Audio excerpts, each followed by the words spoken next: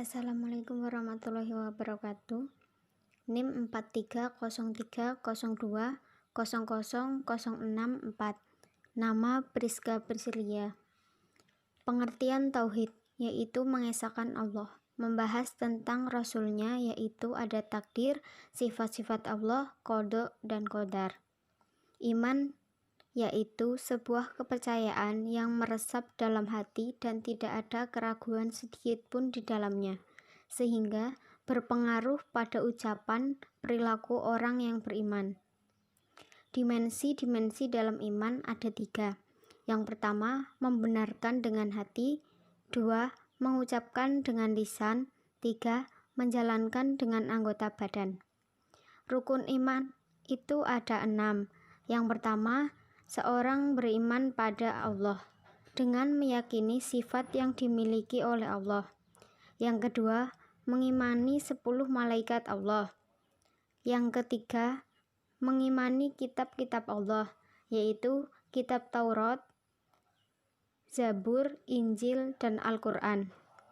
Taurat diturunkan kepada Nabi Musa, Zabur diturunkan kepada Nabi Daud, Injil diturunkan kepada Nabi Isa, dan Al-Quran diturunkan kepada Nabi Muhammad SAW.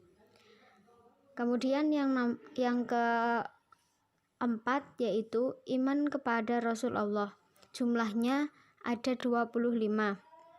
Yang kelima, iman kepada hari akhir, yaitu ada kiamat kubro dan kiamat sugro.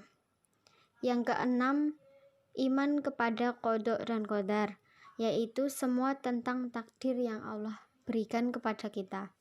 Sekian, wassalamualaikum warahmatullahi wabarakatuh. Perkenalkan, nama saya Priska Priscilia, NIM 430302000064 dari kelas 1B. Di sini saya akan menjelaskan tentang memahami 6 rukun iman pada Islam.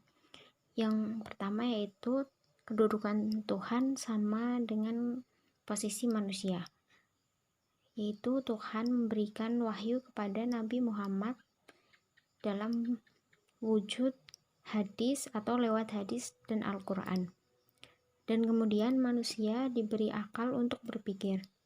Kemudian ada ayat-ayat keagungan Allah. Yang pertama, ayat kauniyah merupakan pertanda keagungan Allah yang dijelaskan lewat kejadian alam semesta.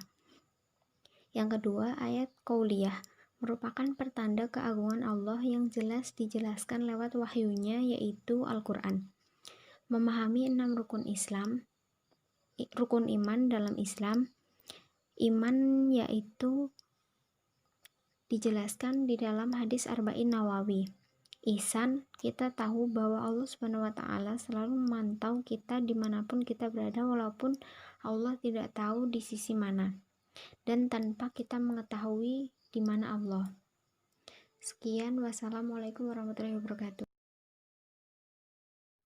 Assalamualaikum warahmatullahi wabarakatuh. Perkenalkan, saya Priska Priscilia dari kelas 1B, NIM 430302000064. Di sini saya akan menjelaskan tentang golongan Syiah dan ajarannya. Secara bahasa, kata Syiah memiliki 2 pengertian. Pertama, kesamaan dan kesesuaian dalam perkara keyakinan atau perbuatan dan tanpa yang satu mengetahui yang lain. Kelompok-kelompok Syiah. Yang pertama, sebagian dari kelompok ini seperti gulat dan perpecahannya dan lain-lain. Kedua, pada hakikatnya perpecahan yang terjadi di dalam mazhab Syiah adalah berkaitan dengan perselisihan dalam masalah imamah yang merupakan identitas bagi mazhab Syiah. Ketiga, kelompok-kelompok yang disebutkan itu sekiranya terdapat perbedaan dalam masalah imamah, mereka itu tidak bertahan lama dan semuanya telah punah. Kelompok asli Syiah. Pertama, kelompok Kisaniyah. Kedua, perkembangan politik dan sosial dalam sejarah Syiah. 3. Masa para khalifah. 4. Masa Bani Umayyah. 5. Sejarah era Khalifah Al-Mansur hingga Harun al-Rasyid. Yang keenam, sejarah Al-Amin hingga Al-Watsik, yaitu tahun 1193 sampai 232 Hijriah. Yang ketujuh, masa Mutawakkil dan setelahnya. 8. Masa dinasti Buwalhi, Fatimiyah dan Hamdaniyah. Yang kesembilan, dinasti Hamdaniyah dan Mazhab Syiah. Ke-10, Syiah pada masa dinasti Seljuk dan Ayyubiyah. 11. Syiah pada masa dinasti Mongol.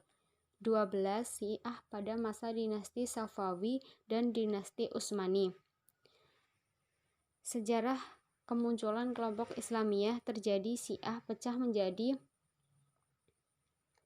1. Nausiyah, 2. Fathiyah, 3. Samitiyah, 4. Musawiyah, 5. Ismiliyah. Kemudian beberapa pecahan dari golongan Syiah yang hamannya terkemuka: Syiah Isna Asyariyah, Syiah Sabiyah, Syiah Zaidiyah, Syiah Gulat. Terima kasih. Wassalamualaikum warahmatullahi wabarakatuh. Assalamualaikum warahmatullahi wabarakatuh. Perkenalkan, nama saya Briska Prislia. Saya dari kelas 1B, NIM 430302000064.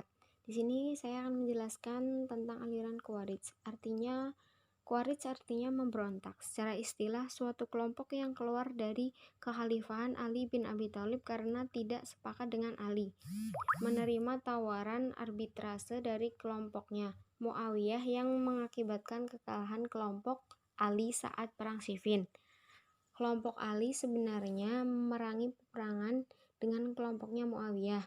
Posisi menjadi berubah setelah adanya arbitrase tersebut karena strategi Amir bin As yang sangat licik dengan menawarkan perjanjian damai dan menurunkan pemimpin besar saat itu. Doktrin dan ajaran Khawarij. Yang pertama, khalifah atau imam harus dipilih bebas oleh kaum muslim. 2. Khalifah tidak harus berasal dari keturunan Arab. 3. Setiap muslim layak menjadi khalifah asal memenuhi syarat. 4. Khalifah bersifat permanen jika adil dan menjalankan syariat Islam. 5. Khalifah sebelum Ali dianggap sah. 6. Khalifah Ali dianggap sah tapi setelah arbitrase dianggap menyeleweng. 7. Muawiyah, Amir bin As, dan Abu Musa al-Asy'ari dianggap menyeleweng dan kafir. 8. Pasukan perang Jamal yang melawan Ali juga kafir. 9. Orang berdosa besar dianggap kafir. 10. Setiap muslim harus berhijrah dan bergabung dengan golongan mereka. 11. Muslim harus menghindari pimpinan yang menyeleweng. 12. Wa'ad dan wa'id. 13. Amar makruf nahi munkar. 14. Memalingkan ayat-ayat mutasyabihat. 15. Al-Quran adalah makhluk. 16. Manusia bebas memutuskan perbuatannya, bukan dari Tuhan. Beberapa pengamat mengatakan Khawarij terpecah menjadi 3. Yang pertama, 20 sekte menurut Al-Baghdadi. Yang kedua, 18 sekte menurut Harus. Yang ketiga, 22 sekte menurut Al-Asfihani. Mungkin terima kasih dari saya. Sekian, wassalamualaikum warahmatullahi wabarakatuh.